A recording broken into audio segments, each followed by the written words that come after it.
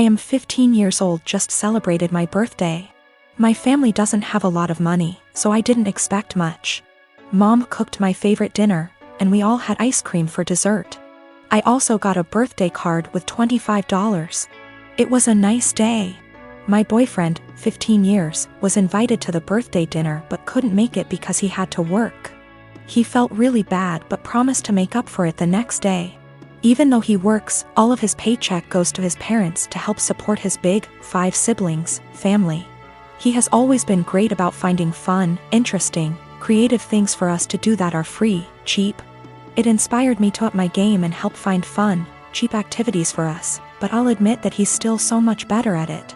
So, while I absolutely was not expecting a gift, I was definitely looking forward to whatever he imagined up for our day. There's a bakery I love, but it's over an hour away from where we live. The desserts are delicious, but expensive.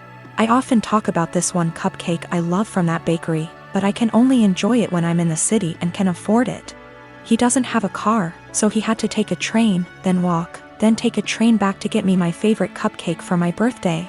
He also planned a historic walk of our town, with a bunch of obscure history he'd researched that I didn't know about. It was awesome.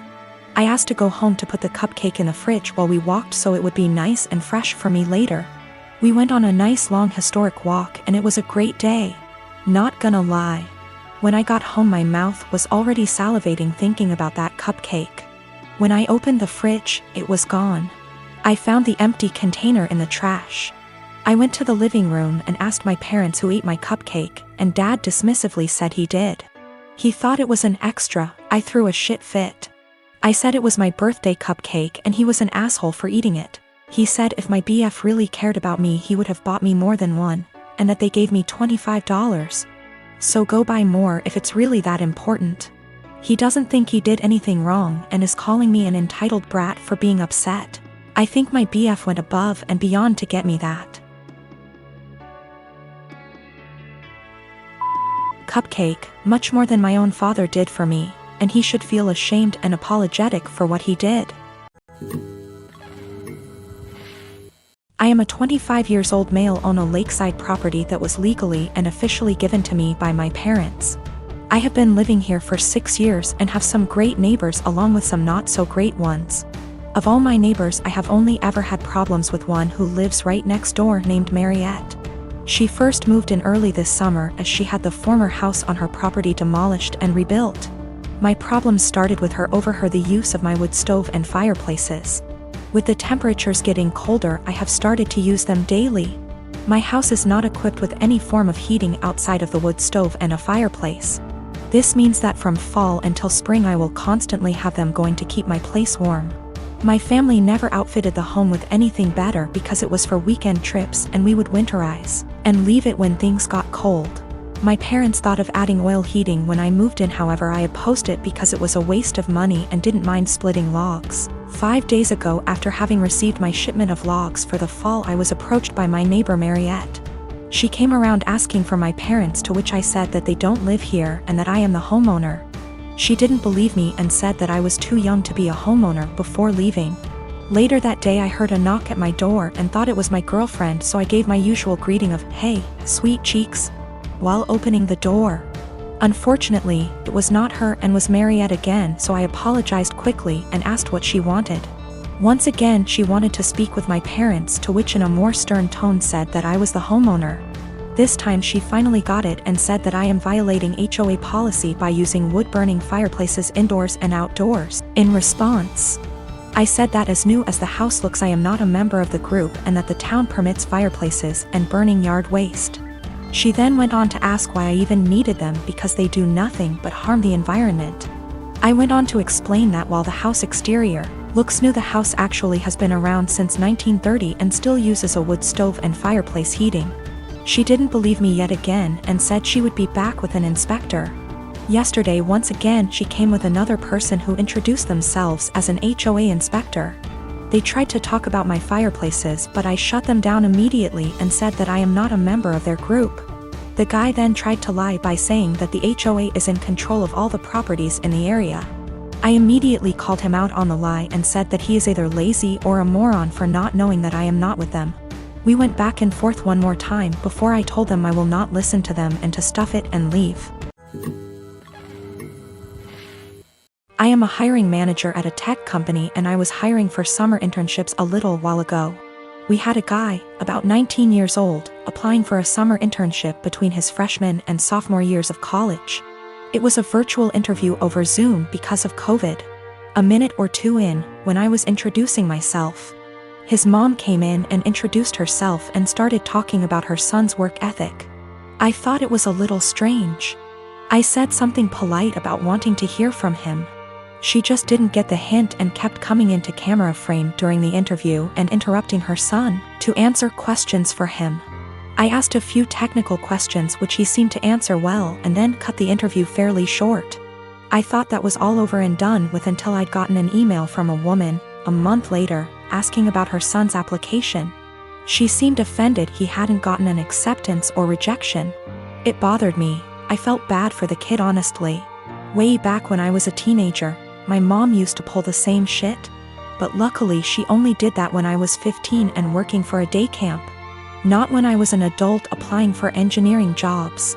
But I felt like this poor kid was getting his chances ruined because his mom wasn't giving him the chance to apply on his own. I sent an email back saying I was not at liberty to send information about an application to anybody but the applicant. I also asked HR to send an email to the kid saying sorry, but we were not making him an offer. It is something we usually do, but his rejection email must have slipped through the cracks with all the COVID craziness. Anyway, after we sent that, I got a phone call from his mom. She had a forwarded copy of the email, and she was demanding answers. I said that I could not comment on the guy's performance in the interview to her as she was not the applicant.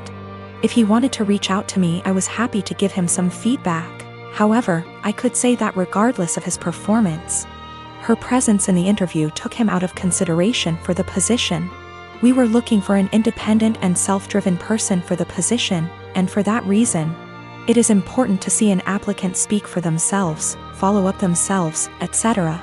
I also said that, as a piece of advice, every hiring manager I've met in my career who sees someone other than the applicant answering questions during an interview, following up on the applicant's behalf, etc., would also put their resume in the "do not hire" pile. Since, while the applicant may be skilled and motivated, they need the ability to demonstrate those traits themselves. She blew up at me over that, kinda cussing me out to the point where I hung up. I had a 1967 Impala 4-door that I bought in February 2019. A couple months ago I bought my first house that had a 2.5 car garage. I moved the car in and started tearing it down for a complete restoration. I had the body in one bay and the chassis in another, plus the whole garage filled with parts. About 2 months ago my girlfriend came to live with me during this whole crisis and the whole time has hated that car. She wants to park in the garage, but I have 2 acres of land with a lot of nice places to park under shady trees or hell, even in the barn if it has to be inside. I tell her tough luck, it's my house and it's not like I can just throw it back together real quick. Anyways, I was out of town for a couple days on a business trip for the small local company I work for. When I got back, my girlfriend was all smiles, making me food all the time, doing all the chores, all that. I thought maybe she just was happy to have me home, but then I realized that I didn't see her car in its usual spot. I asked her where she parked so I could make sure I mow that area and keep it clean, and she said not to worry because she parked in the garage. I asked how and she told me to go check it out. Turns out that while I was gone she hired some people to come over and move everything related to that car, including the drivetrain, body, and chassis and all parts, and take it to the local dump / scrapyard. I was absolutely dumbfounded. I had spent over $11,000 on that car including new parts, services, and the car itself.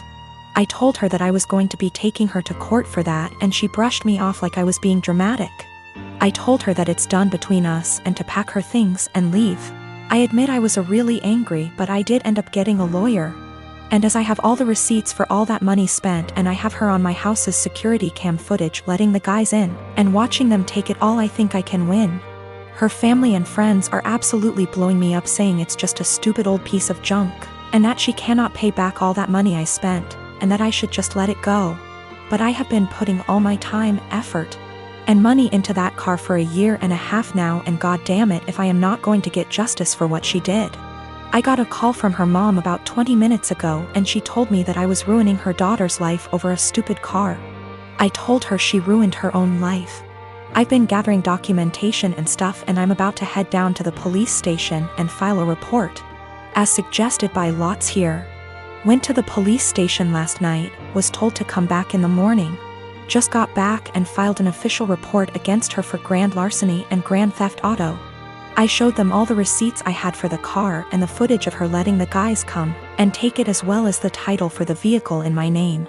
They said they will be in contact with all three parties, me, XGF, and junkyard guys, soon, and they will hopefully be able to recover some or all of the car.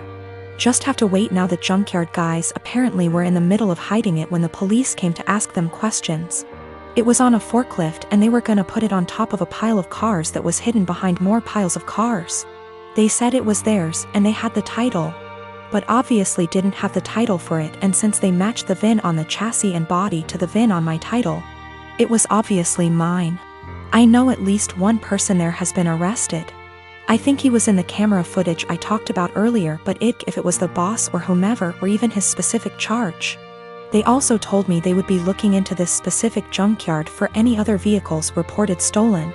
They said they haven't been able to get in contact with my ex just yet, but they're working on it. I'm just so glad they found my car. Luckily, I made quite an album of pictures detailing me tearing down the car, and so I can use that to prove what parts they had were mine, so I can hopefully get most or all of it back.